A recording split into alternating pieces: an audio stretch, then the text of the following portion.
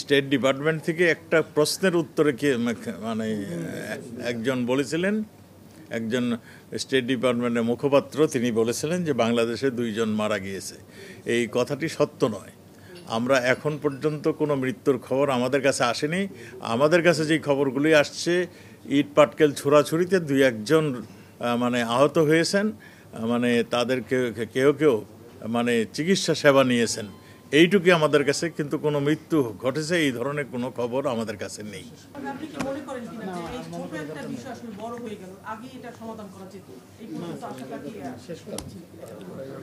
আমার মনে হয় আমরা অনেক ধৈর্যের সঙ্গে আমাদের নতুন প্রজন্মকে বোঝাতে চেষ্টা করতেছি, বলতে চেষ্টা করতেছি, মেসেজ দিতে চেষ্টা করতেছি যে তোমরা সঠিক পথে এসে আন্দোলন করো।